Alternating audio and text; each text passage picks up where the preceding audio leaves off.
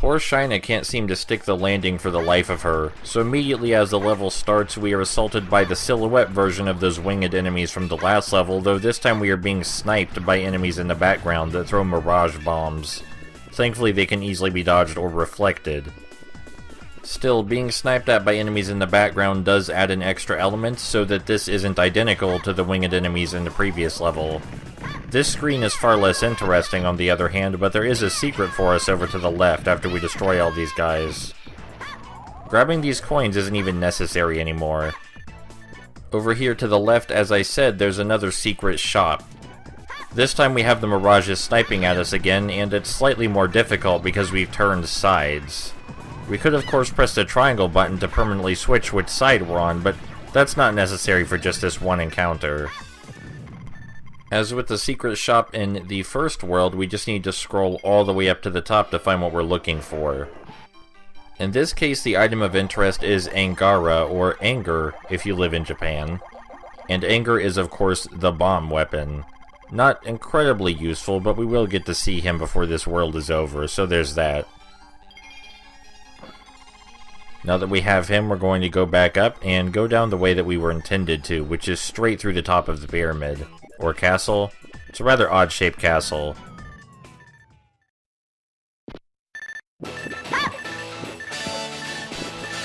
For this entire section of the level, we will be running from a giant spiked wheel. I find our crouch dash to be the best method to do this, as it moves us much faster than our normal running speed, or flapping speed as you might want to call it.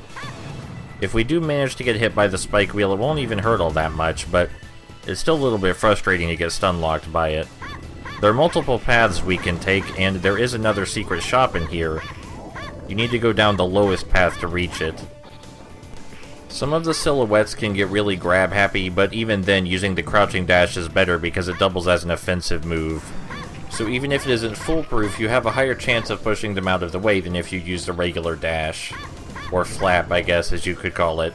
This time we want to take the upper path, and I do find it interesting that although this section is a maze, you might not even notice that unless you were actively looking for it. The idea with this secret shop, just as all the others, is to scroll all the way up to the top, but before we do that, we need to sell one of our other weapons, because otherwise we won't have room. We can only carry 3 at a time. And we're going to sell our level 1, of course, because it's fairly useless. Now, the weapon this time is Rasty, or Lust, if you live in Japan. And Lust creates a poisonous gas cloud. It's a little bit odd for something that was originally called Lust, but maybe I'm missing something. Anyway, it is also a bit odd that there were 2 secret shops in this one level. One world, I should say. But don't you worry, we'll get to see both of them in use. I test both of them out very briefly here just to show you what they're like before we use them in combat. Angara doesn't fire very far on its own, so you have to use your own momentum to aim it, and as you're seeing, Rasty's range is even more awkward. The enemy has to hold pretty much completely still for Rasty to be effective. The only upside to Rasty is that you can summon multiple gas clouds at a time to deal exponential damage, which we'll see very shortly.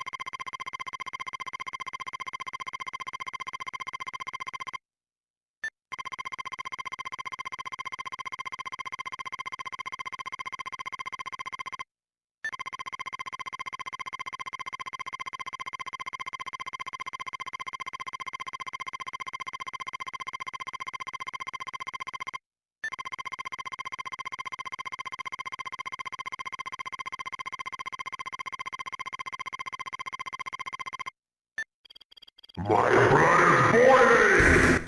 Pablo's moveset is basically just a big reference to Street Fighter, and he is pretty formidable on his own, but if we slam him into the ground 3 times, we remove the moon, because it is just a backdrop. And now that he's normal Pablo again, you can see how devastating Rasty can be. And the answer is very. Rasty, bar none, drains the most health away from enemies the fastest, but again, the downside is that they have to stay completely still, which is difficult to accomplish. Thankfully, Pablo is an easy boss to use for this. And if we were to use any other weapon on normal Pablo, he would eventually try to deflect it at us, but he can't deflect Rasty because it's a gas cloud. So he really is the perfect boss for this. Caution, spirit status critical.